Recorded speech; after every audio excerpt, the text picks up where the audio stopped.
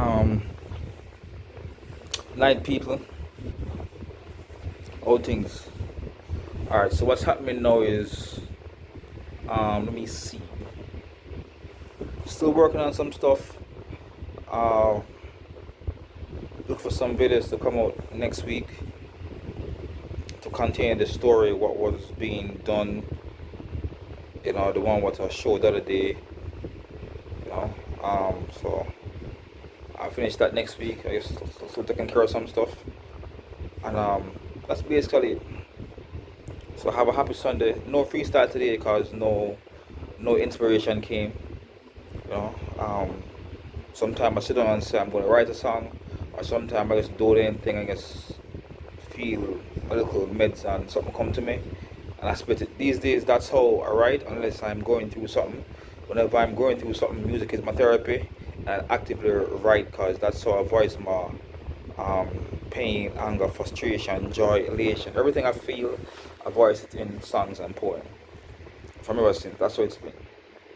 So yeah, and I have an update to the story for those who care to know.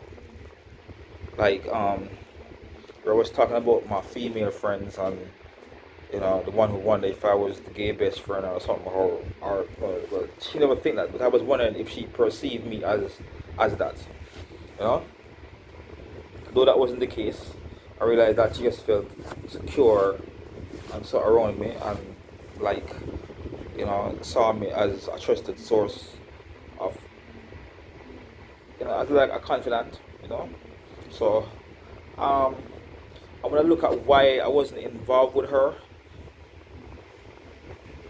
She started a trend of me not having sex with a lot of girls who other men would have sex with, being in the position that I'm in, or as a man in general.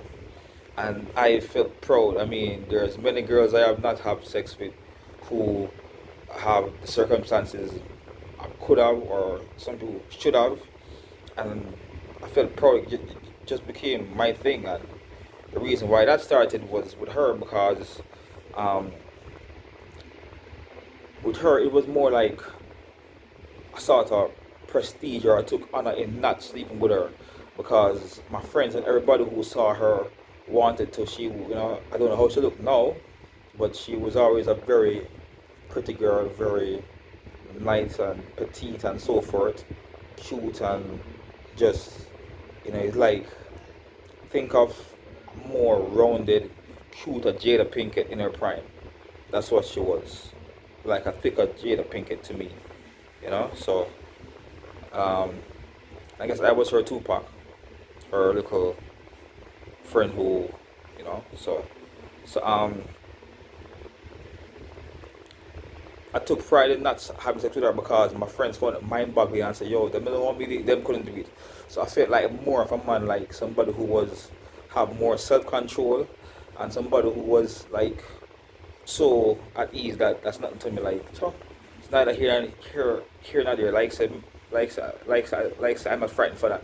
So I took some sort of pride in not sleeping with her when I saw how difficult and how unbelievable my peers thought it would be for that to be true, and how they could not do it had they been in my shoe, you know. So that was the first case like that, you know. And that's the only reason, you know. And me and her grew very comfortable. The friendship became very. Some people would have called it weird because we were very affectionate, as in not affectionate like physical, but touchy. Like I do recall this one time. This is just to highlight how touchy we were. I was talking to her at her gate, and she was sitting on the gate post and so forth. And I'm kind of close talking to her. I was going to talk about. Actually, I have no idea what we're talking about, but it's just some casual stuff. It was nothing, just chit chat. Well, not just chit chat because we're never really just chit chat, but we're always talking about something essential to one another and so forth. Mostly her, because I never usually my life was easy. I wasn't really going through anything, so I never have like a lot of struggles or so to share or anything. I mean, we talk about life and good times and stuff, but anytime there's anything devastating or heartbreaking, it would normally be she doing that sharing, as my life had no such things to share, just good times. And so I'm there talking to her, and she's sitting up on the gate post. I'm standing, and she using her leg, and she have her hand in my crotch here, using her feet, playing with my genitals. And I thought nothing. Of it. Like the first time, I'm like, huh? And then I guess smile internally, and I guess start, and then we just talk like say it's like nothing because um she wasn't making anything of it. I wasn't making anything of it. And we just talking like, so like some people say, okay, that's like clearly she giving hints and cues or so forth, perhaps. But honestly, I never see it like that, and I never have that interest or intention. That cause I wasn't attracted because I found her to be very, very attractive, but I guess like our friendship dynamic and like being able to not have sex with her as a matter of self control. Well, it's a matter of real self control because I never really feel any strong urge to like hold back. It just was like the norm. And likewise, I could touch her as well, not like I really wanted to, but just like we just had that sort of touchy thing. Maybe eventually, if the friendship is stay longer, we'll probably one idle day we just do something or something. Like I remember one time I took a picture with her and just posed for the camera. It was sort of like a Justin Timberlake, Janet Jackson, like I just hold her breast from behind, both of them, and just pose for the camera with like a devious smile. Like I don't recall how I did it or something, but it was something spontaneous. I never planned it or anything. Yeah, so we just did that, and that's how we. That's how what I interacted was a lot of just genuine affection and love for each other, and nothing hand punky. Nobody not trying anything or anything. Like I remember one time, like he's the type of girl like the friendship I have. Like when she come out to the bathroom and like so, like this one time she like come out to the bathroom and I was there and the toilet was for her and I carried the toilet for her and put it around her and so forth. And she's like, I'm naked and anything. I'm like, really? There's no tense moment. There's no air of like eroticism, like or something about happen. That's just how we interact. You know what I mean? Even when she thought like there was a lump in her breast or something, I'm there. Like I helped to do a BSc, and I'm not a doctor, but I did like a BSc. So, and that's where that started from. So that's where I start not having sex with girls who I should have sex with, or like who people think I should be having sex with. From there, and like I took pride in that. The other one was the girl who was knocking everybody was and so forth. You know, she eventually died. I don't believe she got cancer. I believe it was cancer of the cervix, or so. I'm not sure, but I think it was. So word of advice to girls is like the girl on a knock. You know, take knocking them to eventually catch up to you. Or she'd run extra hard. So, it don't must be the knockings. It can also be chemicals. Cause cancer is caused by chemicals. It can be chemicals from condoms and also I don't know, but she eventually died. And she'd actually migrate and she'd come back with her daughter. And strangely enough, I thought the daughter looked like me, but men are never did anything, so that's not really a possibility, you know. So, but man, her cousin did something, but it wasn't her cousin daughter. So anyway, um, so that was and part of the reason why I was attracted to her cousin, because her cousin never looked as good as her, in terms of erotic, like, because she had like a BBL body before BBL was a thing, so that's why everybody wanted her. But she also, to me, had that BBL smell before BBL smell was a thing, as in, her body was all natural, but it looked like a BBL body, and she had like I wouldn't say a bad odor. She never smelled stink or anything, but her natural scent, I never find it appealing. I don't know if it's a perfume or something, or or maybe it could be cancer because sometimes some people can smell disease on people or so. So I don't know, but it just was a natural sense, man. I found it to be a turn off. But so that could be part of the reason why I never have sex with her. So that's not because I never wanted to have like a with who I'm having sex with. And there's been many friends over the years who I have not, you know. So it started out for like not wanting to join everybody, to taking pride in not being, you know, to like turn or like not be tempted by what everybody finds. So I'm alone and feeling like more of a man. And the third time was I had a friend who I was pursuing from high school, you know, but she always had a man who she's very committed to, you know, and we became like good friends. Like she had this dude who she really checked for, but I was not like,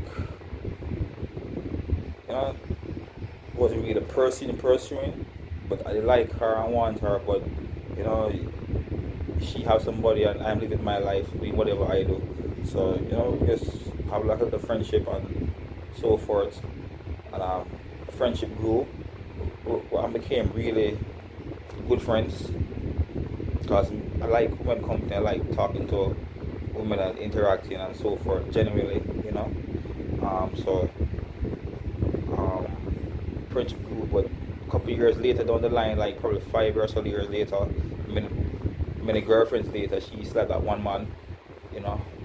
And I always look and say, you know what, I always like different girlfriends, but she's a constant in my life, and I really appreciate her friendship. So when her man must say fly out or leave or them break up or whatever, I don't recall, you know, that was, I had still wanted to be with her, and the friendship grew, so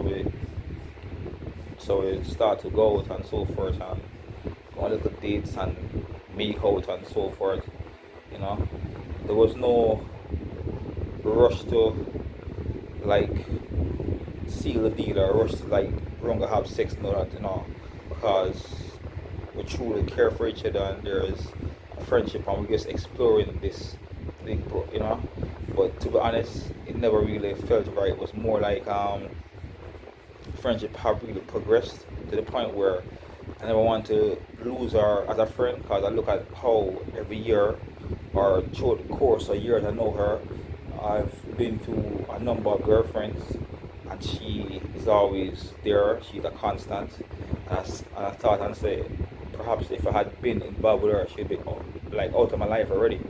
So that make I cherish the friendship more and choose to rather keep it as a friendship so I can have her stay in my life rather than risk becoming a girlfriend, boyfriend, and eventually broke up and then she gone totally, you know. So that was the reason why. So first time was not wanted to be on the bandwagon. Second time was taking pride and feeling like more of a man for not doing. And third time as I evolved as a person, it was placing priority over the friendship and the bond that we have over, you know. But as I grow now, if I want to be with somebody, I'd want somebody with whom I have a true friendship with, you know. So um, as I grow now, that would be a reason why I would want to be with somebody, not to consider like, well, she's a friend and I don't want to, but because she's a friend, you know, like the song goes, you know. If I fall in love again next time, I'll be more that she's a friend. And if I ever fall in love, whatever, I'll make sure that he's a friend. I say, yeah, friend, you know. So you have something to be, something, you know, someone who will check for you. You know, that is something what has, and because I came from that background, when I became a Christian, you know, all this is before I become a Christian, you know. So, um, and this girl I was talking to, the last one now is like, so I'm not talking about the girl who had a scar who saw her from behind. And when I saw her from behind, it wasn't the booty, it was like the hips, the way how she shape and she contour, you know. Um, Even though I like booty as in shape or something, but I'm more of a shape contour type of person than outright big booty. You know what I mean? So a apart from that now, you know, when I became a Christian, it took me a while to adjust to find somebody because I had to have a sort of way with words and a certain wit that was all sick and smutty and perverse and sort of risque per se. So I didn't know how to interact or have like a what I call with a girl a humorous, fun conversation without going into those sort of like slacks and them stuff there. So I guess evolve. I mean, I can because I have friends and we talk and so. But in terms of when I'm pursuing somebody and trying to, you know, spit my game or whatever you call it or talk to people, it's usually some sort of slick with slackness, smutty type thing like that. You know what I mean? So as a Christian, I had to learn how to express myself and be um, engaging and interactive and witty without it being slick, perverse, and smutty. So, and that was not anything practice. That's like it come with your character. So I was reading the word. I was a like dedicated Christian, really into the Bible, overzealous, getting involved in everything I could get involved with. I was involved in the prison ministry because I had a friend in prison who I was hoping that I could eventually get to see if I go into the prison ministry. I wasn't sure what prison he was in. You know, I know one time I did visit him in jail when he was in Spanish Town lockup or so, and and like I don't know, I think I heard he was in prison or something. So I said if I go to the prison ministry, probably I could see him. So that was the only reason why I actually joined the prison ministry really. But I like spreading the word to unfortunate. I mean to like people who isn't less fortunate situation. So I was a real Christian. As in dedicated, overzealous. Overseas missions, anything, Bible study on Wednesday, fasting service on Saturday, night service, crusade, just eating the Bible like Jennifer wrote, but data, because having grown tired of life in the secular world, I guess, feeling empty and bored, unfulfilled, pointless, like my life have no meaning. I just was eager to try something else. So I was home for a couple of months by myself, don't know what to do, taking no pleasure in nothing I like, and just decided to try church. I just walk in church one day and just go straight to the altar without hearing a word of the sermon when church finished. I came to the church, altar call, I reached church. That's how late I was. I just walked straight to the altar and just. So, um, so as a Christian now, overzealous, so um, they had this thing what they call Lime, Friday Night Lime, or you like not the young people meeting, but Lime service where you just get together and talk and reason. A bunch of young people. It's like a sort of couples thing, but them don't want to call it couples. Them just call it Lime, as in relax and talk and so forth. I was at various people's house, so I went up there and I saw this girl there who I want to say I like per se, but I was intrigued because she was sitting somewhere by herself and just look sort of out of it. I guess she's like an introvert, and that kind of, kind of peculiar. I want to pick her brain. I just go over and talk to her, and I found her to be quite hilarious and good company. Not really hilarious, but sort of nice to talk to and pick around and so forth. And that became my first girlfriend as a Christian, you know. Um, and that was a year after I became a Christian. And me and her was together for like 1 year, and it was a good relationship. You know what I mean? I have nothing bad to say about her. My parents and my mom never liked her because she was too aloof and she never talk to her mother like my other girlfriend in the past would. You know, um, she was quiet and reserved, but around me she was very open and engaging, and I found her to be hilarious. You know what I mean? So um, it was a good relationship.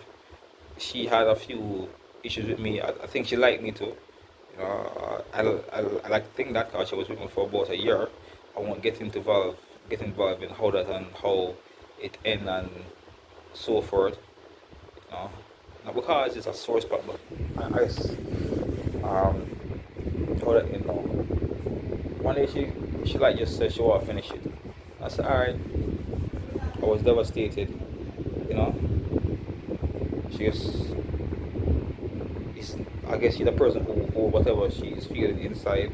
You know, I expected that her family never lied me because my income source was low and she was in a much higher job and so forth. You know, driving a car. So when I met her, she wasn't driving or anything. I had no presumptions as to what she do for a living. I was not drawn by her job or her profession because I had nothing. I know anything about her when I approach her. I just see her by her table by herself and talk. She just looked kind of intriguing. And then eventually I just started to get by a car like a couple months after we start talking. I helped pick out the car, like the brand and the color and things of that nature. And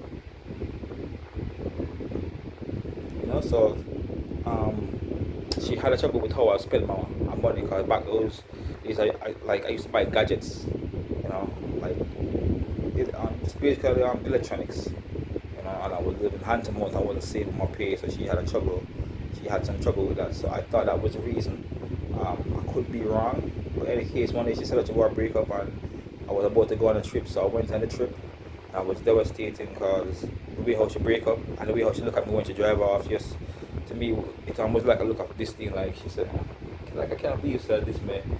I guess I look like when she dropped me off, cause she usually pick me up from work and then I drive home or she drive or something like that. So so I was devastated. I really didn't care for this girl. You know, so I mean, I went overseas and I was spent was a trip to South America, some job training. It was the IT and of this person, of this insurance company, this broker that sells overseas insurance packages for American and South American companies and Isle of Man investments or whatever. They sent me overseas to the training for like 1 week. I had to learn Spanish, which I never really actually learned, you know. So the whole time I was over there, I spent like over 100 US of $2008 to call her from the hotel room. Every day groveling, saying, son, so I miss you, need you. I don't recall what I was saying, but I think it's things of that nature, how much I miss her and need her and want her back her things. You know, a lot of groveling, a lot of tears or so forth. I was really, you know, I never thought it would happen because I think, okay, I am a Christian now. This is God ordained. This is God's plan. I'm going to get married and so forth. And it seemed like my perfect world was falling to pieces, you know. So I didn't know how to handle it. I was a changed person because um, being the man that I was before I got saved, it wouldn't be neither here nor there to me. So that shows that when God work on somebody's heart, God work on somebody's heart. So she never really gave me much kind of encouragement. So I never know what to expect. So I was even not having a good time because I was over there in like Uruguay, you know, not really Brazil or Argentina, but Uruguay. So there was a lot of hot girls in terms of Latinas, and it was by the beach side. That's where the hotel was, like near the beachfront. So, but I was a Christian, so I wouldn't go like totally wild out. But if I wanted to find somebody or do something, I could. But my mind wasn't in that frame of mind. I was just in my hotel room by myself. And some in the evening, I would just go walk and tour the place. I had like a good phone at the time. It was a decent phone with like good camera quality for 2008 levels. I'm not sure what it was. I think it was a Palm Trio. It was a Palm or a Nokia 6250 or something like that. I don't recall what type of phone, but I was always a phone person with high tech phones from back in the day. That's why I used to waste my money. Why I should break up with me too, you know? Because um, I remember this guy, a client for the company I work, was going to Cuba to do some surgery.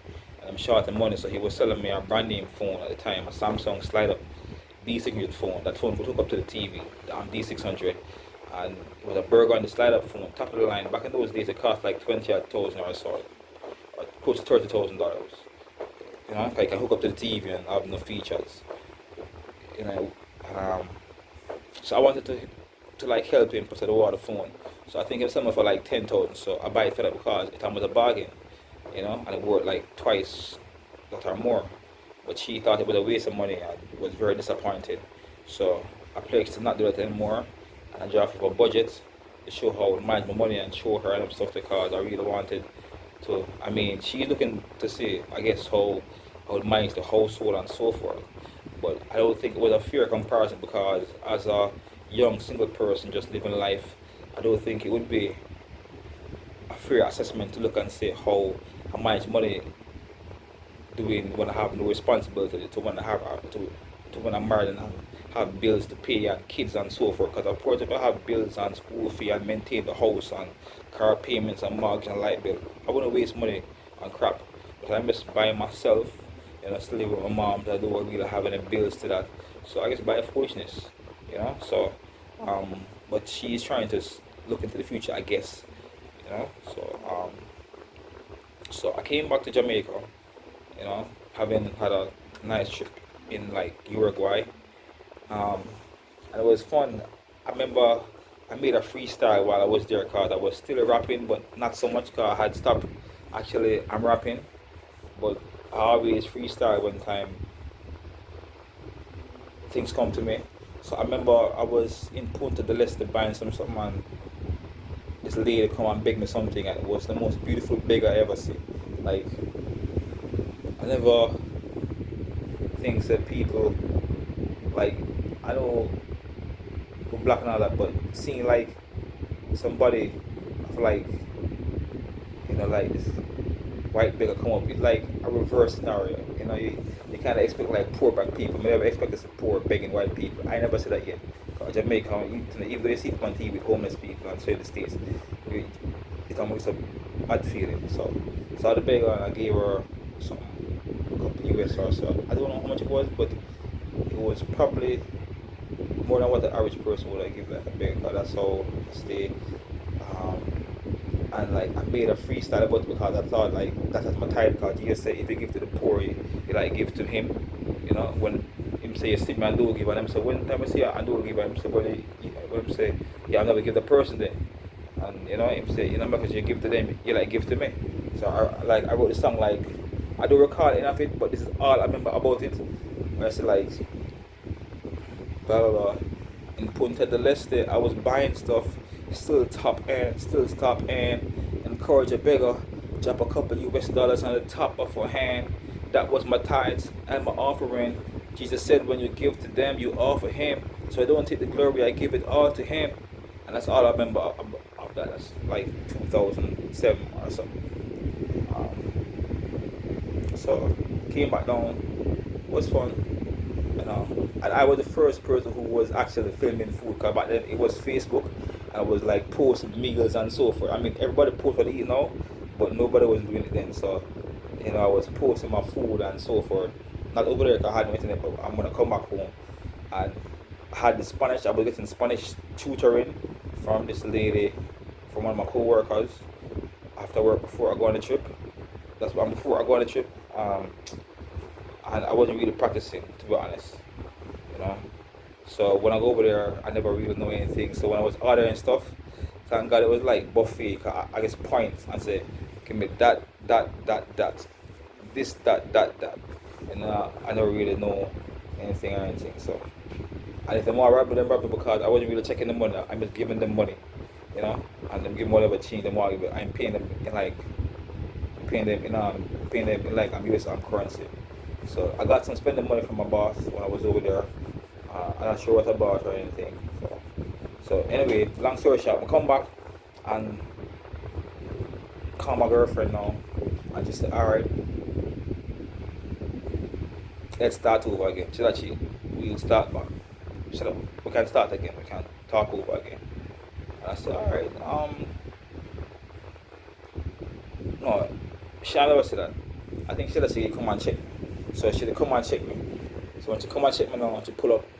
I'm in the car and she said, all right, let's start over. Let's start right here, start fresh. And I said, all right, good, we can start fresh. I said, but why did you break up with me? And she never want to tell me, So because she never tell me, I said, all right, then cancel it because I don't feel safe because I'd feel insecure and on edge, always wondering when she can break up with me again because I don't know why she break up with me in the first place. And if I don't know the problem, I can't fix it. I can't find a solution to a problem I don't know. So I guess it's alright, and just yeah, and that was that my first um, Christian relationship as a Christian because I'm Christian before, but not as a Christian, if you know what I mean. So um, that was that, and after that, I never like how some people in the church reacted. You know, to me it seemed like some people were happy. You know, not some people like a bunch of people, but one or two people who, you know. And apart from that, I had other grievances with the church that I didn't really like from long time in terms of allegiance and high society and things of that nature. So I was contemplating if I'm leaving from a long time. So I decided to just stop go and just stop go.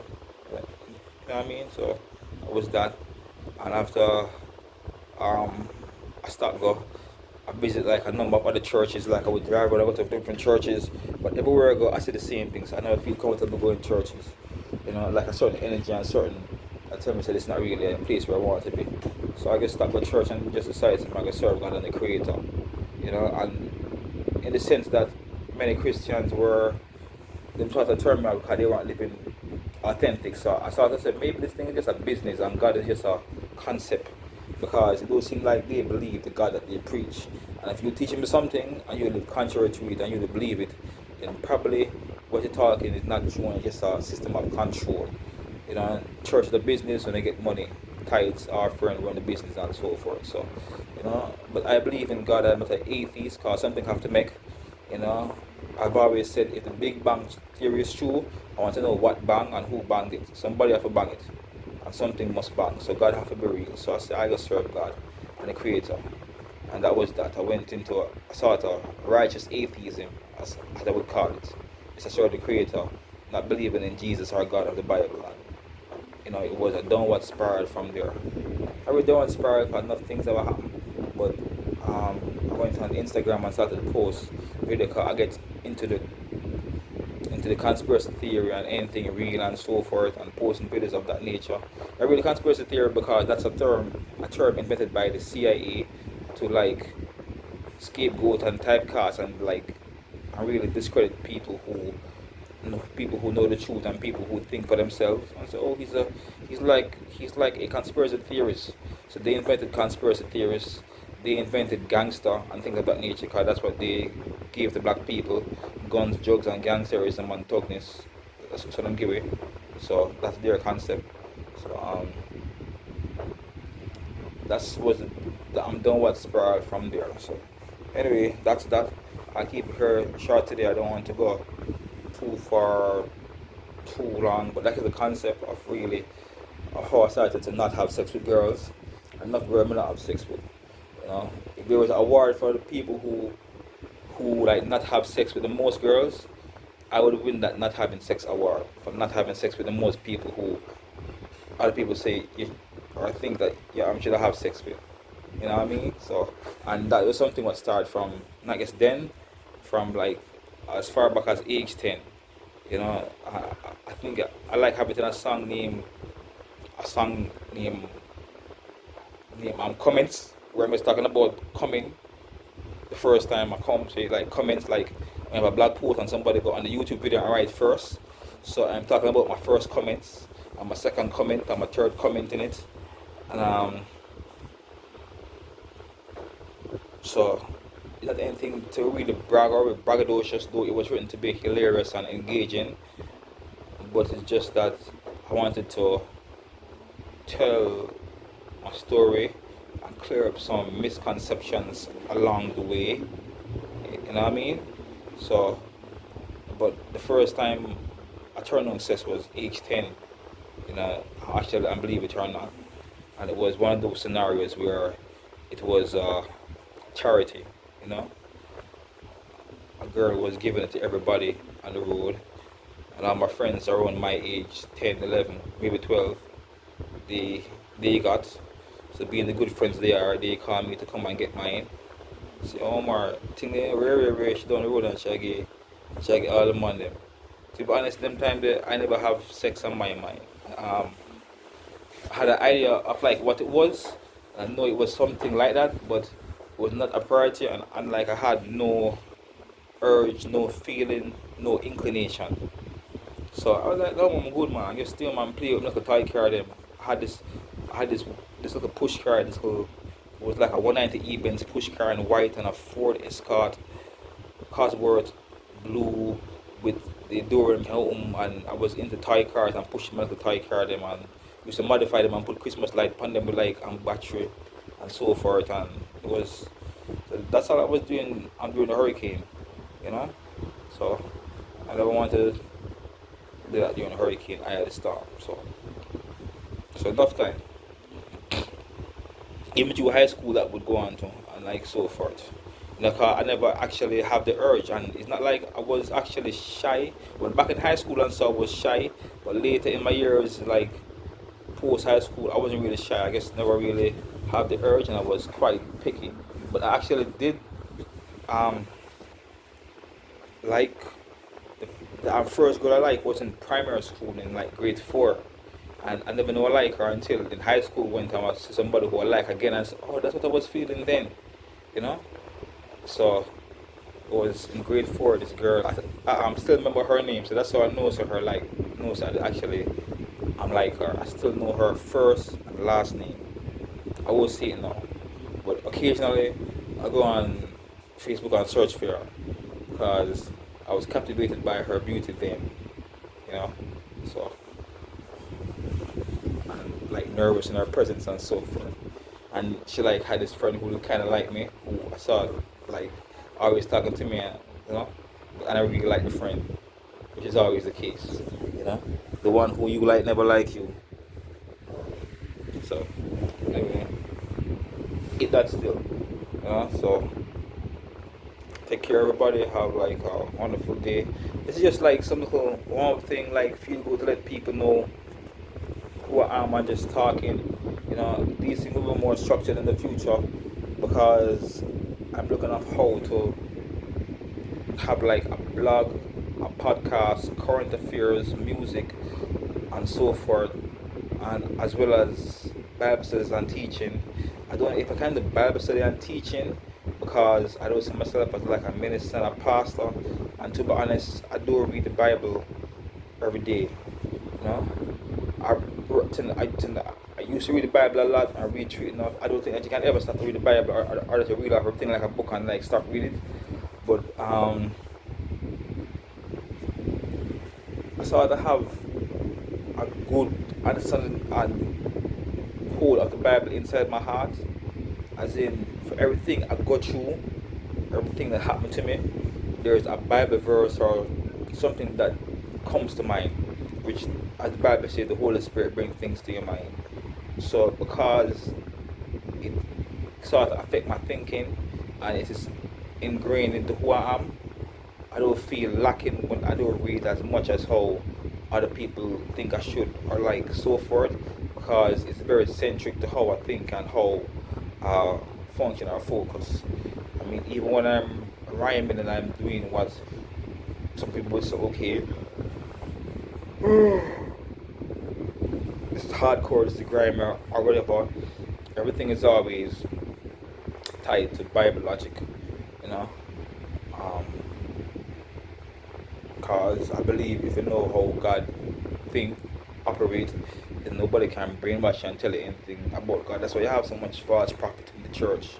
Because people in the church, them don't read the Bible, so they don't have an understanding. So when a person tells them to do something so and so, then they don't say that's not the character of God. Or God wouldn't ask them to do this. You know? God wouldn't say, give me all of your money and do something there. Or God wouldn't say sacrifice or do that and things that, you know. So because they don't read the Bible.